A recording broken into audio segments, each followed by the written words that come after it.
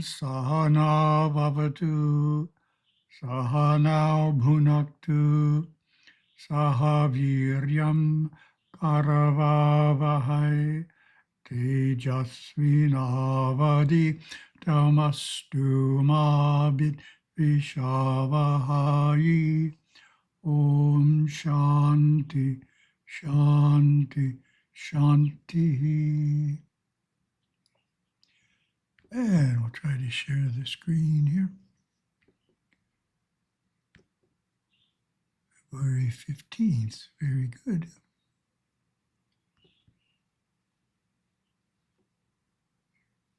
Move things around. Looks good. And as expected, we are continuing Patanjali Yoga Sutras, Chapter 1. And we are up to verse 34. So we're talking about how to overcome the obstacles to meditation, and this is a list which begins, each one begins with an or. So we can overcome various obstacles to meditation by exhaling and retaining the breath. My comment is, this is the second of the several practices Patanjali introduces in the sutras ahead, meant to quiet the mind.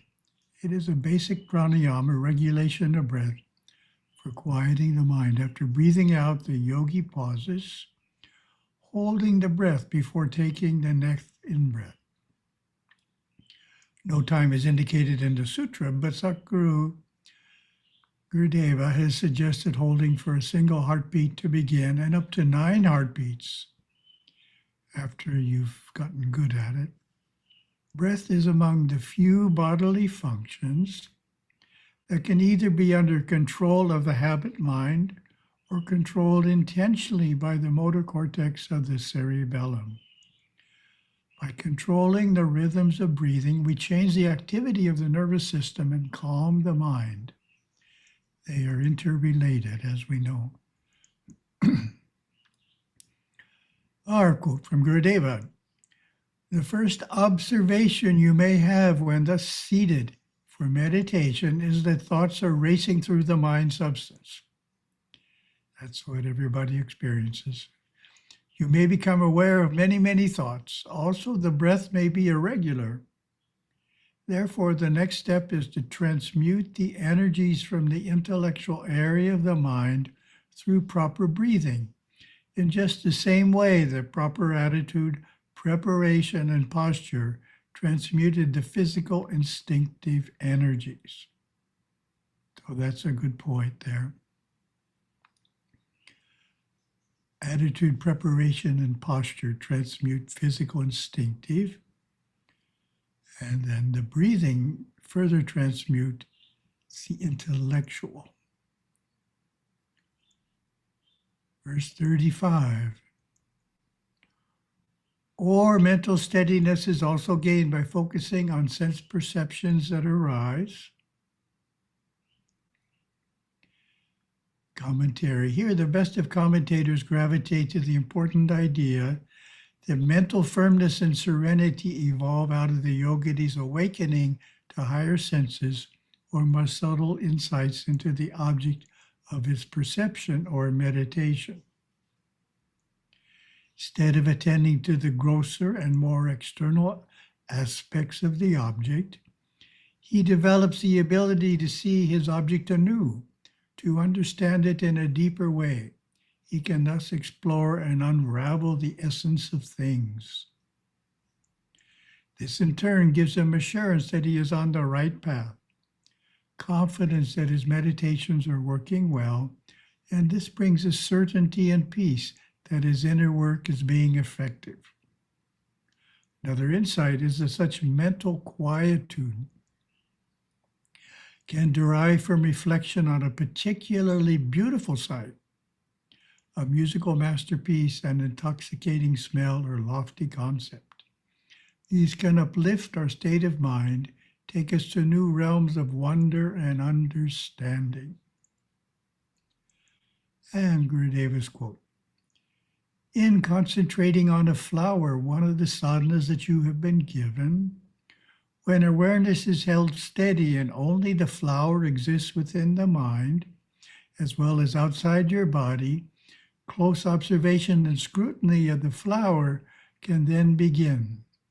An intuitive flash will bring knowledge of the complete cycle of that particular form in all phases of its manifestation. This intuitive flash comes to those just beginning the processes of meditation. Later on, the process can be slowed down and sustained. We cannot be imaginative here or fantasize, for only through actually keying into the particular area and time and space does one begin to contemplate future and past in relationship to it. Getting a bit deep there. Thank you, Gurudeva. Verse 36. Or on that which is luminous and free of sorrow. When the mind is immersed in the inner light, be it a moon glow or full effulgence, it is automatically in a superconscious state, free of all forms of physical, mental, and emotional sorrow. When one dwells on the super subtle energies and experiences of the higher chakras, or on pursuit of profound insights, the intensity is such that the grosser energies and experiences of the lower chakras dissolve or are transcended, at first temporarily. And from Gurudeva, as aspirants on the path, you have to live your life 2/3 within yourself. When you are conscious of the thoughts that you don't want to think, the emotions that you don't want to feel, go deep within where they don't exist.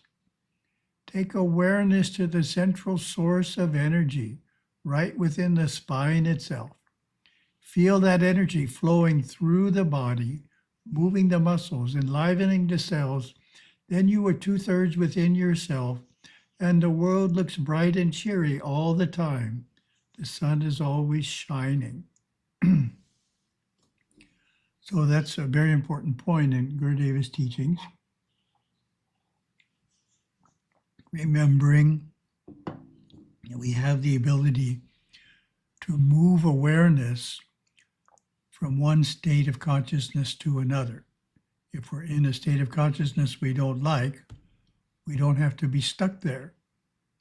That's the ordinary perspective. I'm feeling this, and this, and I'm feeling terrible. Nothing I can do about it. Shum perspective. Well, you can move awareness. Where do we move it to? Gurudeva is suggesting here, move it to the spiritual energy in the spine. If we do that, then the negativity we were feeling goes away. All we have to do is move awareness to something that's positive and sub-superconscious. Verse 37. Or on a mind free from desire for things.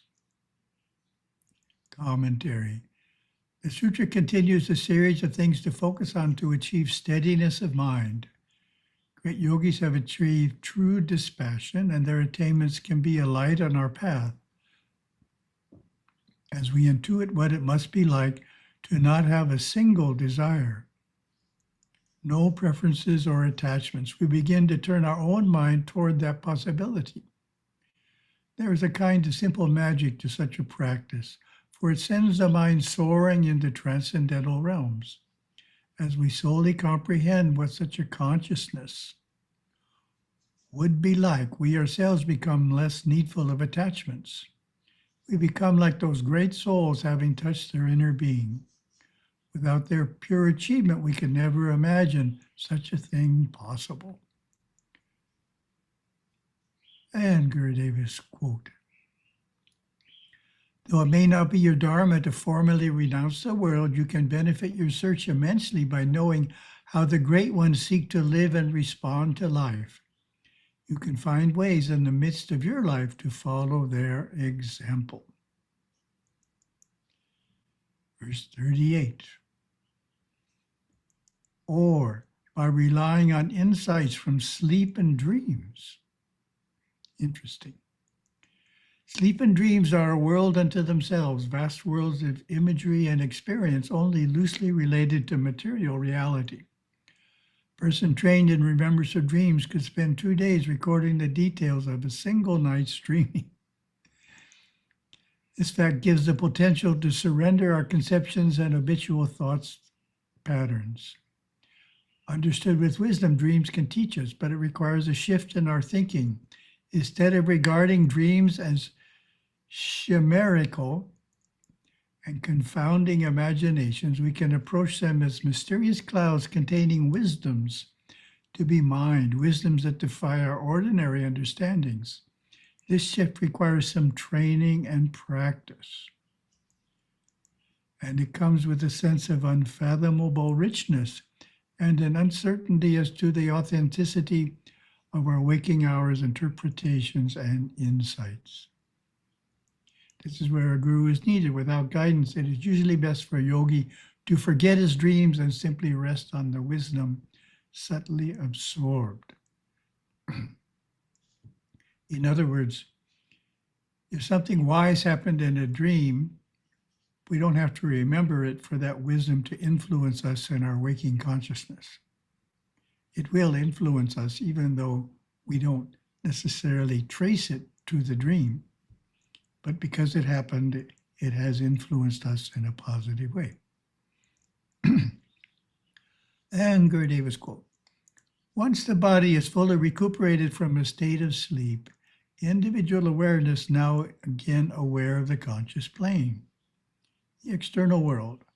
All of the sub-superconscious input from the various regions is not forgotten, but is not remembered, and will slowly infiltrate from the sub-superconscious to the subconscious to the conscious mind and manifest in the conscious plane or conscious mind intelligence at a much later time.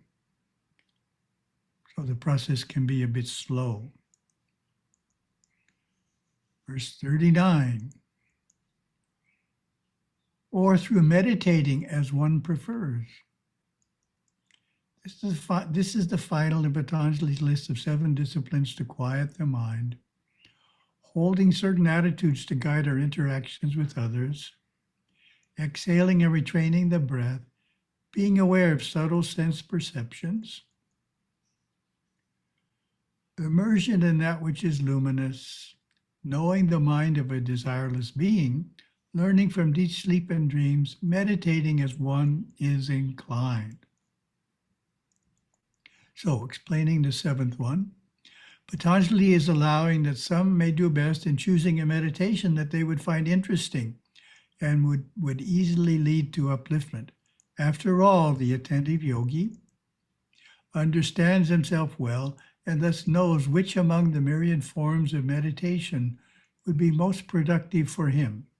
He may, for instance, choose something that feels natural and inspiring and ride that inspiration within. Thus, the sage implies is far superior to continuing mindlessly with a meditation that does not provide results. So said simply, the more we're interested in something, the easier it is to successfully concentrate and meditate upon it. The little we are interested in something, it is really hard to concentrate and meditate upon it. Gurudeva. It is impossible to meditate unless you are interested in what you are meditating on. Perhaps you have found this out. Then sit down dynamically. Close your eyes, breathe, keeping your spine straight and head balanced at the top of the spine. Verse 40. This mastery ranges from the subatomic to the cosmic. Here, asya vashikaraha, this mastery refers to the steadiness of mind cultivated through the methods described in the preceding sutras. An advanced yogi adept who has attained full control over matter and mind can successfully focus on objects from the smallest to the largest, with access to both microcosm and macrocosm, both of which are vast. This ability to delve into reality on all scales and in all dimensions gives him unique entree into the mind. He can proceed in meditative directions unavailable to the less adventuresome, the less accomplished. And Gurudeva's quote, "You have to go into the elements of the physical body, into the elements of that, and into the energy of that, and into the vast inner space of that, and into the core of that, and into the that of that, and into the that of that. And finally, you realize that you have realized the self, and you've lost something. You've lost your goal of self-realization, and you come back into the fullness of everything, and you are no longer looking, and you are no longer asking, and you are no longer wanting. You just are. When you get tired of the external area of the mind that you were flowing through, you simply dive in again." Well, that's our Patanjali. Moving on back to Shiva.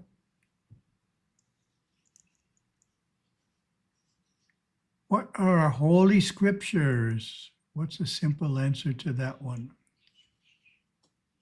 Got lots of them.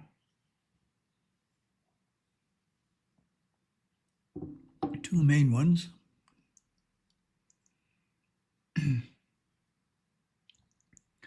Our holiest texts are the Vedas and the many Saiva Agamas, two main ones. These large collections of religious books are called Shruti, that which is heard. This means they were revealed by God to Indian rishis long, long ago. So these are our revealed scriptures, and that's why they are the major ones. Everything else is not a revealed scripture. For the Vedas, this possibly occurred more than 6,000 years ago. For many centuries, they were chanted from memory, then finally written down in the Sanskrit language.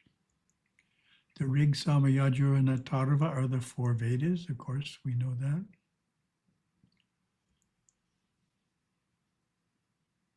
And each has a section on hymns, rites, interpretations, and philosophy. Philosophy being the Upanishads, the most commonly used by those who aren't priests. Many of the mantras chanted during temple worship are from the Vedas,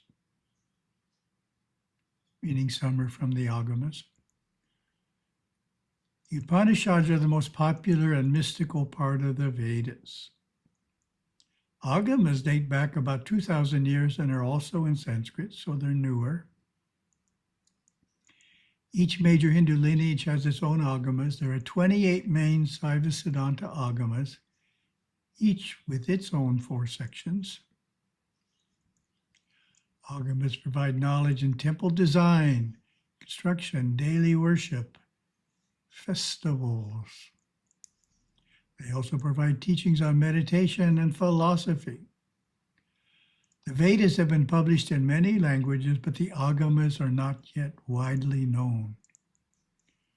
In addition to the Vedas and Agamas, Saiva Siddhanta has thousands of sacred books and songs. These comprise a vast body of secondary scriptures called Smriti, many of which are written in the Tamil language. And the most popular Smriti text, of course, is Tirumurai, 12-book collection of hymns composed by numerous Saivite saints. Most important of these to us is the Tirumandaram, a yogic treatise by Rishi Tirumular, recording the Saiva tenets, 3,047 verses. Tirumandaram is prized for expressing a unified understanding of Siddhanta and Vedanta. Another important Smriti text is the Tirukural, containing 1,330 couplets by the weaver saint Tiruvalluvar. Thirukkural, one of the world's greatest ethical scriptures, is sworn on in South Indian courts of law. We also regard the writings of our Satgurus as scripture. And we get our third topic, questions.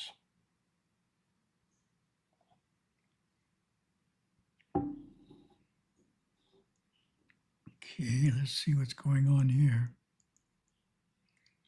Oh, I see.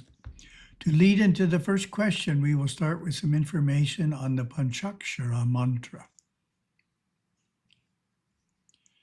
Namah Shivaya is the most holy name of God Shiva, recorded at the very center of the Vedas and elaborated in the Saiva Agamas.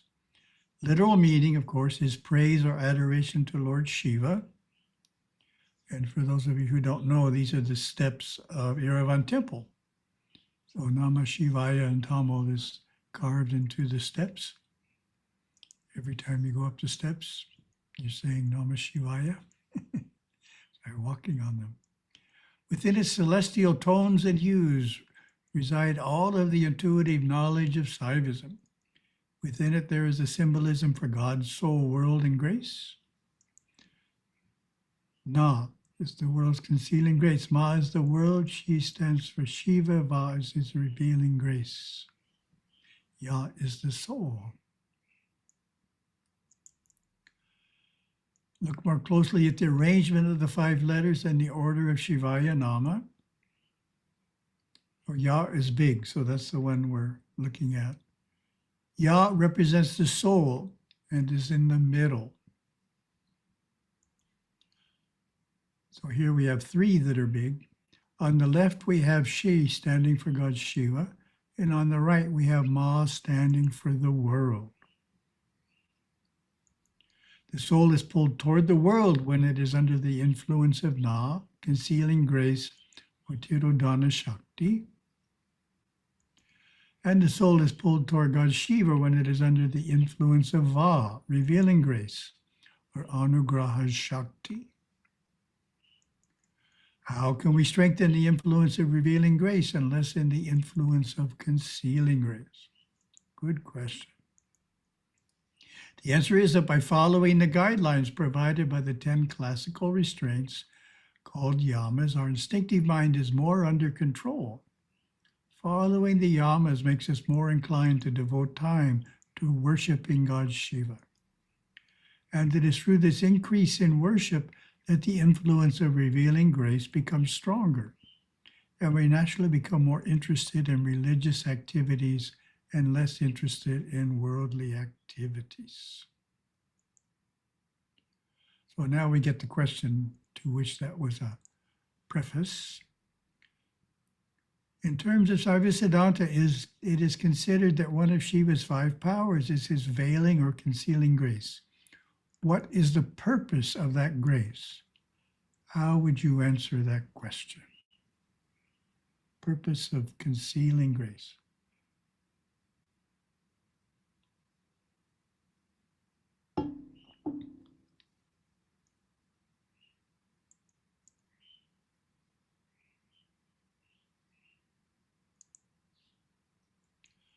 Shiva's veiling grace, Tirodhana Shakti, keeps us strongly interested in the world.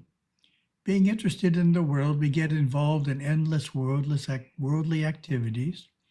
These experiences cause us to learn and mature. Learn and mature. When sufficiently mature, we naturally start to take an interest in spirituality.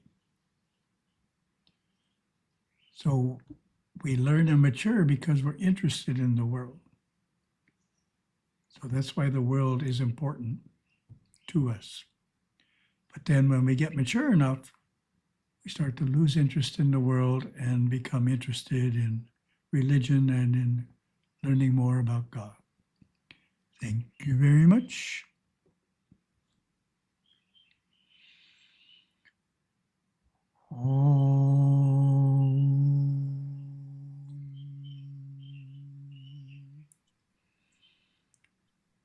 Om.